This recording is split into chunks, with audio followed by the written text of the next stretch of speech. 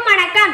ஆதியில் பிறந்த மொழி, தன் பதுகையில் தவழ்ந்த மொழி, கம்பன் கதிவடித்த மொழி, பாரதி கற்பித்த மொழி. என் தாய்மொழியாம் தமிழ் மொழியை வணங்கி என் பேச்சை துவக்குகிறேன். நான் பேச எடுத்துக்கொண்ட தலைப்பு உலக உத்தமர் காந்தியடிகள். காபா காந்தியும் புத்திரிப்பாயும் வணங்கத்தக்கவர்கள். ஏன் ஒரு காந்திய இந்தியாவுக்கு அன்று அகிலத்திற்கே அளித்த அன்பு கொடைக்காக குஜராத் மாநிலம் போர்பந்தர் கூட போற்றற்குரியது.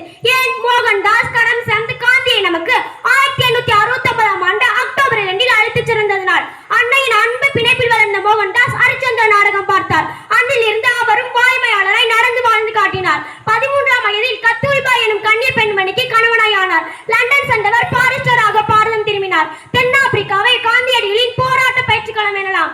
அங்கு இந்திய மக்கள், குறிப்பாக தமிழ் மக்கள் பட்ட துயரங்களைக் கண்டு கொதித்தார், போராடினார், சிறை சென்றார். உரிமைகள் பல பெற்று தந்தார். காங்கிரஸ் இயக்கம் இவர் கைக்குள் வந்தது. 1916இல் காங்கிரஸில் சேர்ந்தார். மூத்த தலைவர்களும் இவர் காட்டிய வழியை கடைபிடித்து ஒழுங்கினர். அகிம்சை என்னும் ஆயுதம் கண்டார். கத்தியின்றி ரத்தமின்றி யுத்தம் புரிந்த ஆங்கில அரசுக்கு ஆட்டம் கொடுத்தார்.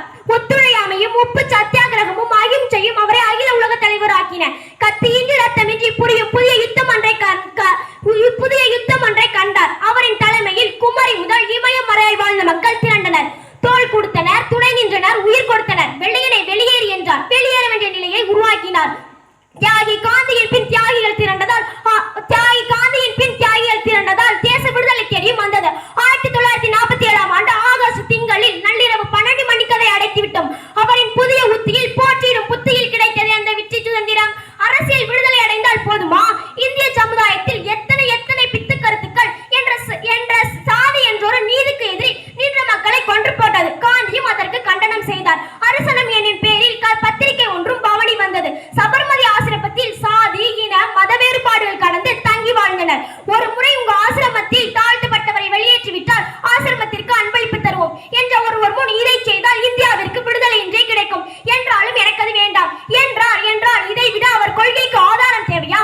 அவர் கொள்கை முழுவற்றி பெறாததற்கு அவர் கொள்கைகளில் குறைபாடுகள் இல்லை. இந்த குவளையத்தில் உள்ள குறைபாடுகளை காரணம்.